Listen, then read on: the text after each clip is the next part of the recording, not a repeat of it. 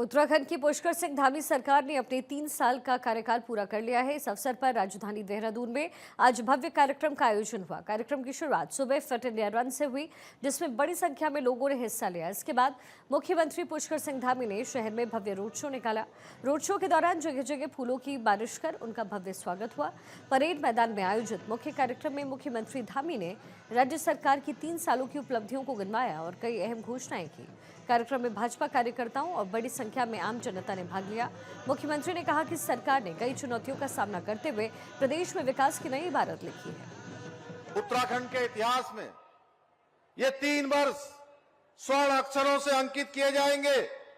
आदरणीय प्रधानमंत्री नरेंद्र मोदी जी के मार्गदर्शन और उनके सहयोग से, उनकी प्रेरणा से हमारी सरकार ने पिछले 3 वर्षों में जहां एक और शिक्षा के क्षेत्र में, स्वास्थ्य के क्षेत्र में, परिवहन के क्षेत्र में, खेल, पेयजल और हवाई कनेक्टिविटी सहित सभी प्रमुख क्षेत्रों में इंफ्रास्ट्रक्चर को मजबूत करने की दिशा में तेजी से काम किया है।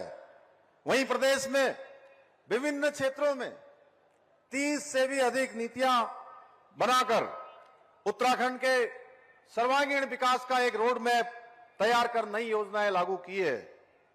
इसी का परिणाम है कि आज हमारा प्रदेश धार्मिक पर्यटन के साथ साथ wellness tourism, adventure tourism, film shooting destination और वेडिंग डेस्टिनेशन के एक विशिष्ट हब के रूप में तेजी से उभर रहा है। सीएम धामी के नेतृत्व में निकाले गए रोड शो में बड़ी संख्या में भाजपा कार्यकर्ता और आम लोग भी शामिल हुए। पूरे शहर में रोड शो के दौरान भारी भीड़ उमड़ी। सीएम धामी ने परेड मैदान में सरकार की उपलब्धियों पर आधारित प्रदर्शनी का जायजा भी लिया। कार्यक्रम में संबोधित करते हुए मुख्यमंत्री पुष्कर सिंह धामी ने सबसे पहले राज्य आंदोलनकारियों को नमन किया और उत्तराखंड के लिए उनके संघर्ष को याद किया। उन्होंने कहा कि प्रदेश की जनता ने दोबारा भाजपा को जन्म देकर के सत्ता में वापसी कर एक मिथक तोड़ दिया है। धामी ने कहा कि 3 साल के कार्यकाल में सरकार ने कई चुनौतियों का सामना करते हुए ऐतिहासिक उपलब्धियां हासिल की, जिनकी गूंज पूरे देश में है।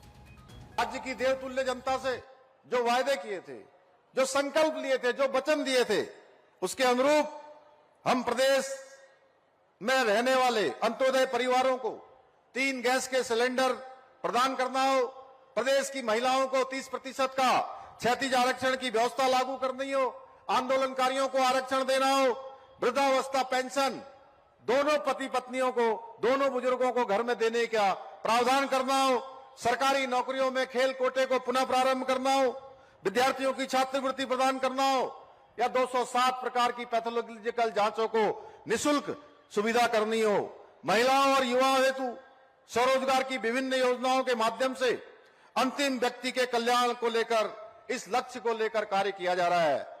इन्हीं प्रयासों का परिणाम है। विभिन्न चुनौतियों के बावजूद इन 3 वर्षों में हमारे प्रदेश ने कई उपलब्धियां हासिल की हैं और नए नए कीर्तिमान स्थापित किए हैं, जिनकी गूंज आज पूरे देश में सुनाई दे रही है। सीएम धामी ने कहा कि उत्तराखंड को देश का सबसे तेजी से उभरता हुआ पर्यटन और वेलनेस डेस्टिनेशन बनाने के लिए हम जुटे हुए हैं। उन्होंने ये भी बताया कि राज्य में बेरोजगारी दर में 4.4% की कमी आई। सरकार ने भर्ती परीक्षाओं में धांधली करने वाले नकल माफियाओं पर शिकंजा कसने के लिए देश का पहला कठोर नकल विरोधी कानून लागू किया है। इसके अलावा भू कानून में भी संशोधन कर इसे और सख्त बनाया गया है। इस मौके पर सरकारों की विफलताओं के कारण हमारी देवभूमि की डेमोग्राफी में गंभीर बदलाव देखने को मिल रहे थे। इस चुनौती का समाधान करने के लिए हमारी सरकार ने देवभूमि की सांस्कृतिक पहचान और डेमोग्राफी को संरक्षित रखने के लिए लव जिहाद, लैंड जिहाद और थूक जिहाद जैसी घृणित मानसिकताओं के खिलाफ कठोर कदम उठाए हैं। साथ ही प्रदेश में धर्मांतरण विरोधी कानून, दंगा विरोधी कानून जैसे सख्त प्रावधान भी लागू किए हैं। इसके अतिरिक्त अभी हाल ही में हमने विधानसभा का सत्र जो आयोजित हुआ था, उसमें एक सख्त भू कानून भी लागू कर दिया है, जो हमारी देवभूमि की इस पुण्य धरा को भू माफियाओं से बचाने में कारगर सिद्ध होगा।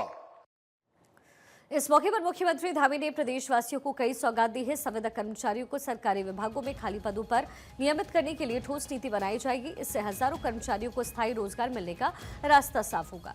सरकार स्थानीय ठेकेदारों को सरकारी कामों में प्राथमिकता देगी।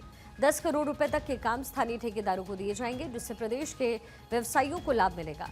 मुख्यमंत्री ने घोषणा की है कि नौजवानों और स्नातक छात्रों को प्रतियोगी परीक्षा और रोजगार कौशल विकास के लिए आर्थिक सहायता दी जाएगी। साथ ही एक उच्च स्तरीय समिति का गठन किया जाएगा, जो कि इस योजना को प्रभावी रूप से लागू करेगी। मुख्यमंत्री ने चारधाम यात्रा से पहले उत्तराखंड धर्मस्व एवं तीर्थाटन परिषद के गठन की घोषणा की। उन्होंने कहा कि ये परिषद चारधाम यात्रा को सुव्यवस्थित रूप से संचालित करने में महत्वपूर्ण भूमिका निभाएगी। धामी ने स्पष्ट किया कि राज्य में अवैध कब्जों के खिलाफ अभियान तब तक जारी रहेगा जब तक प्रदेश को अतिक्रमण मुक्त नहीं किया जाता। मुख्यमंत्री ने अपने भाषण में बीते 3 सालों में प्रदेश में आई प्राकृतिक आपदाओं का भी जिक्र किया है। रैनी में भूस्खलन, सिलक्यारा टनल हादसा, जोशीमठ और माणा भूस्खलन जैसी आपदाओं का सामना करते हुए राज्य सरकार ने केंद्र और राज्य एजेंसियों के सहयोग से राहत और बचाव काम को सफलतापूर्वक पूरा किया।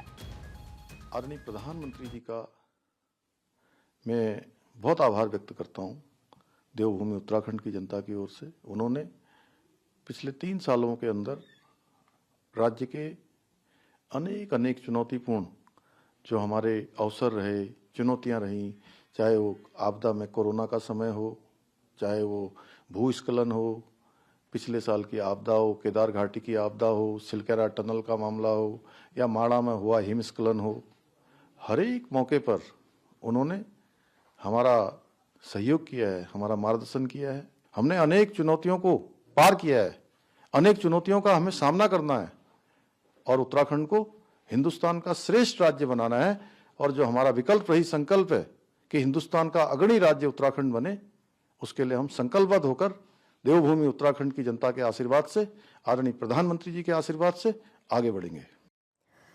धामी के मुताबिक उत्तराखंड राज्य में निवेश बढ़ाने के लिए तमाम पहल की गई है। इसके तहत 30 से ज्यादा नीतियां बनाई गई। साथ ही तमाम नीतियों में संशोधन भी किया गया। अब तक 80,000 करोड़ रुपए के निवेश पर काम शुरू हो चुका है। साथ ही पुराने समय से चले आ रहे तमाम कानून को निरस्त किया गया, जिनकी जरूरत नहीं थी।